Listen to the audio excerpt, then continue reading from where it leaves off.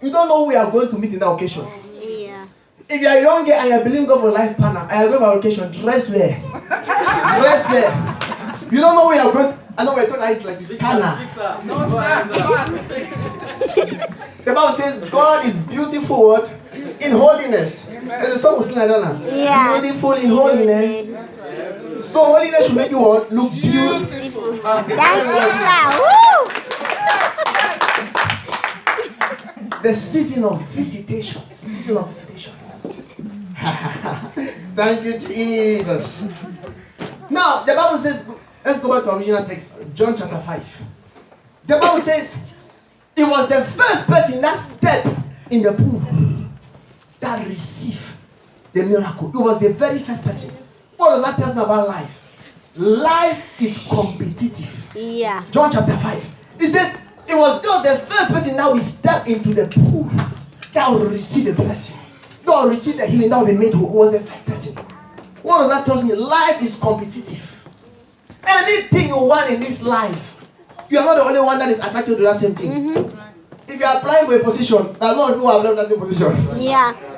If you are looking at a young girl, you are admiring her, you are not the only one. There are so many eyes on that lady. The Bible was the first person that got the blessing. Esau lost his blessing because he came late. Yeah. When the father was asking for food to eat, the Bible says what? The brother came early. Sometimes half obedience is disobedience. The Bible says he was the first person that stepped into the water that received the miracle. Ladies and gentlemen, in this life, what makes the difference between two persons is the grace of God. Yeah. The Bible says the battle is not to the strong. Oh, Rabbi, Ecclesiastes chapter 9 verse 11. Maybe you can put it on the screen. It says the race is not to the swift. It says bread is not to men of understanding. When you look at games or the sports games, do you think the people in the pitch, do you think that they are the best? No. No, do you think they are the best? No way. There are people who are more talented than them. Yeah. Do you think the singers who you see singing, do you think that they are the most talented? No. There are some people you see them singing in certain places, you are like, my God. You are like, why is this one hiding? But the people that you see on air, they cannot even sing as compared to that particular one. There are preachers that if they go on air, the whole world will scream. Yeah. Where have this one been? I'm telling the sad truth. Yeah. That's what it says. It is not to the strong. Bread is not to the wise. It says riches is not to men of understanding. Oh Jesus. Oh Jesus. Look in America, most of the motivational speakers, a lot of them are college dropouts. That's right. Yeah. That's the truth. I mean, they are lecturing doctors, dropouts. It says riches is not to men of understanding. What am I trying to say? In everything you have, you are trying to get in life, put the grace of God first. Yeah. Thank God for all our abilities. God does not eliminate hard work. The Bible encourages diligence. The Bible says the diligent hands shall make rich. Amen. We should not be lazy. But with all your credentials, it should be backed by the grace of God. Amen. Because a lot of people are more qualified than you. I'm telling you, but they don't have that opportunity. The Bible says was the first person that will step in, that will receive. It says, unless the Lord build, they that build are building in vain. It says, unless the Lord watch, they that watch what? It says they are watching in vain. A man can receive nothing unless it is given to him from God. When the disciples of John the Baptist were complaining, it's about Jesus. John the Baptist baptized Jesus, but Jesus, his own ministry began to grow. John the Baptist said, you don't need to be jealous. He said, a man cannot receive anything unless God gave it to him. Amen. I'm telling you the truth. I'm telling you, people of God. It is the grace of God that makes the difference. Yeah. It is the grace of God. You're preaching. Yeah. Only the first person that stepped in could receive a blessing. Only the first person. I don't know that thing that you desire in life. May God give you grace. Oh, Rabbi, the difference between Esther and the other ladies was because of the grace of God upon her life. Yeah. She was an orphan, but when she showed up, God anointed her with the oil of favor. The Bible says she found favor. Oh, please let me tell you a little bit about favor. When the children of Israel were about leaving Egypt, the Bible says God gave them favor in the sight of the Egyptians, and the Egyptians blessed them. When Joseph was about to show up before Pharaoh, the Bible says God gave him favor. When David showed up before Saul. The Bible says God gave him favor. Oh, Rababa Suta Bayekabra. Are you going for an interview? Pray for the favor of God. Are you getting me, child of God? When the favor of God is present, even your mistake becomes invisible. When the grace of God is present, even your errors are not seen. Are you getting me, child of God? Two people make the same mistake. One is going to be fired, one is going to be terminated, but the other one, the favor of God is big. Saul made a mistake and was eliminated. David made another mistake, but God showed him mercy because of his grace. It was the first person that stepped in that received. Oh, Rababa Sukaba Hegebrosh Kataba. Malabra Shikalebradis Kalabaha. I don't know that we should desire in life. This morning as I'm ministering, God is about to release grace. God is about to release grace. In the name of Jesus. It says riches is not men of understanding. It says favor is not men of skill. Oh Jesus. It says the time and chance happened to all. Time and chance happened to all. I've seen young people back then in Cameroon. They could preach and scatter the whole place with power. When I mention in the corner, and you watch on TV, some of them will just stand. Billy Graham will take a microphone and just preach in John 3:16. Fooling stadiums. It is grace. Yeah. There are people that are not eloquent. That's why men of God are confused. You see a man, you ask what is he preaching? And you see people coming. You see the man is not as skillful as you. The Bible says what? It is not to the strong. Yeah. It is the grace of God. I have friends that will take a microphone, they will put one scripture, sing and sing. And you see things happening. You say, I'm skillful, I'm educated than them. Oh, Paul says, all that I am is by the grace of God. Yeah. I'm telling you the truth. Never you feel like where I am today is because I am better than so and so. If not of the mercy of God, you will never receive it. Yeah. If not of the grace of God, nobody can give you anything in this life. Yeah. The Bible says when the grace of God departed from the podcast, so the Bible says nobody gave him anything. It takes the grace of God for people to help you. May you receive that favor this morning. Amen. In the name of Jesus. Amen. And the Bible said this man has been in that case for 38 years. But Jesus took one day to solve his problem. God can take one day to solve a problem that has been for years. I got me, child of God. It does not matter how long that sickness has been in your body. It does not matter how long that affliction has been in your life. It does not matter how long the situation has been in your life. God can take one day to solve it. Yeah. Jesus took one day to solve the woman the issue of blood problem. She had an issue of blood for 12 good years. Jesus took one day. This man was there for 38 years. But Jesus took one day to solve that problem. It does not matter what has been pending. God can take one day to solve that problem. Amen. If there's anything that is hard for God, No. God was asking the Israelites, he says, is there anything that is hard for me to do? He says, is there anything that is hard for me to do? There is nothing that is hard for God to do. He said, the things that are impossible, man. He said, with God, it is possible. He says, God is not a man that he should lie. Neither is he the son of man that should repent. I got to be child of God. God cannot lie. He says, let every man be a liar, but let God be true. Jesus used one day to solve his problem. Now look at what the man said. Oh, Jesus asked him, do you want to be made whole? The man says, I don't have any man to help me. This man has been there for 38 years. I think that he should be much more familiar with the environment, the easiest part to take to the pool. He said, I don't have any man to help me. In other words, I see the angel coming. I see the water's trouble. But who can put me in?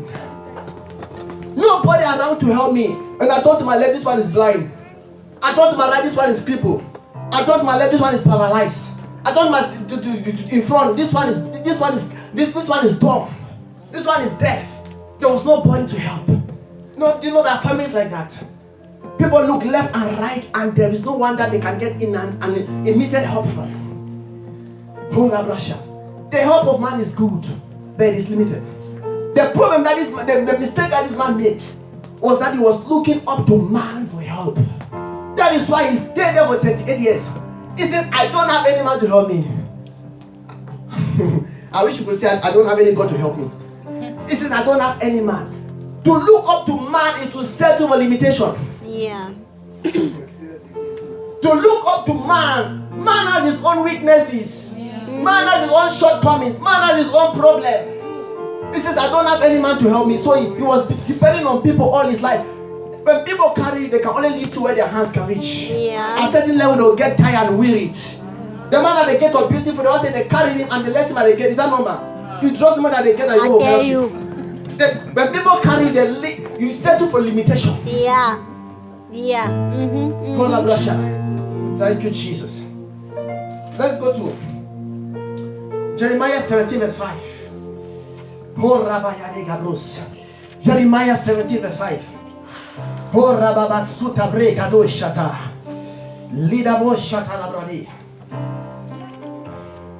Jeremiah 17 verse 5. Thank you, Jesus. Thus says the Lord, cursed be the man that trusted in man. If you are trusting in man, Bible says you're already cursed. Let me tell you something. God will always use people to help you, but they are just channels. But you must see God as the source. Are you getting me? If a channel runs dry, God can use another channel. Respect the people that God uses to help you, but don't utterly depend on them. The man says, I don't have any man to help me. You might not have human help, but make sure you have divine help. Divine help will never fail you. Are you getting me, child of God? There's a God that helps the helpless. In Psalms, the Bible says, it is better to put your trust in God than to put your confidence in a man. People are unreliable. Today they are alive, tomorrow they are no more. The man's problem was he was looking up to man. Who have you been looking up to? This morning I beseech you by the mercies of God, set your eyes on Jesus. David said in Psalms 121, it says, I look unto the hills from whence my help cometh from. It said, my help cometh from him that made the heavens and the earth. The Bible says he will never sleep nor slumber. It said, he that keepeth Israel neither sleep nor slumber. I get the child of God. Results come when you take your eyes from man and you place it on God. I get the child of God. The man stayed crippled at the gate of Beautiful. And Peter and John, they said to him, they said, look on us, as such as we have been given to you. Your problem is not money. What you need is supernatural intervention. Yeah. He said, I don't have any man to help me. Who told you don't have anybody to help you? If you are born again, don't talk like that. Jesus is your helper. The Holy Ghost is your helper. He said, I will give you another helper. A child of God can never be destitute. He said, I don't have any man to help me. Now, the other thing I see in that passage, if you go back to John 5, look at what he says. He says, when the water is troubled to put me into the pool, he said, but why I'm coming, and not that stepped down before me. How can that repeatedly happen for 38 years? When it is my own turn to step in, somebody just interrupt it. For 38 years, not 38 months. That it was a spiritual case. Yeah. Yeah. I'm very serious. It was a spiritual case. It was a spiritual case. Every particular thing. There are people like that. Anytime an opportunity shows up, one excuse after the other. Yeah. And the point is, many times we are so blind to think it's just a natural thing. If your eyes not to be open spiritually, there are spiritual personalities manipulating things. Anytime I want to enter, something happened. Anytime that somebody proposed to me, by the time I get into marriage, something just happened. Anytime that there's a great door before me, I had a friend in university. The guy could not graduate. He used to have mental attacks. Each time he's writing, very brilliant guy. Someone just passes outside and make noise. He goes off and scans the script. Very brilliant guy. It was a spiritual case. The guy gone for a job with deliverance. He just goes off. His mind goes blank. The guy will study until our final exams. I came up from home. The exam was very good. I was like, how was it? He was just crying. He studied for 3 years and he's cancelling the script. Is that normal? Life is spiritual. Yeah. Life is spiritual. The guy went off in the hall. He went off in the hall and canceled his script. It's not normal. Towards the end of the exam, if it was at the start, at least there would have been a way to amend it. It was at the end. He canceled his script. He said 2 guys to pass and they shouted and he went off. The man said each time something is good, he said something just happened. I don't know what has been interrupted. Let me tell you something. If Jesus did not show up, that man would have died in that pool. I'm telling you. Yeah. If Jesus did not show up, that man would have died in that situation. Because it was a spiritual case. Many of the things we are dealing with are spiritual. They need spiritual intervention. Yeah.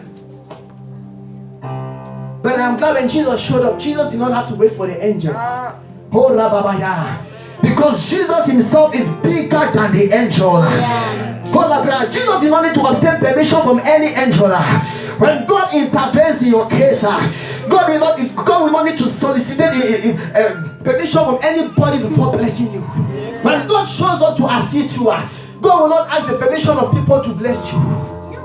Jesus did not need to beg any angel. Why? Because he is bigger than the angel. Yeah. When God wants to promote you, he will not need your boss permission. The only reason why your boss promoted you is because God had already promoted you in the realm of the spirit. So it just happened. Sometimes the only reason why the nurses or the doctors discharge you is because God had discharged you already. If God does not discharge you, nobody will be able to discharge you. It says, unless the Son of God make you free, then you will be free indeed. This morning, stand to your feet. I guess today I will not teach you, right? No.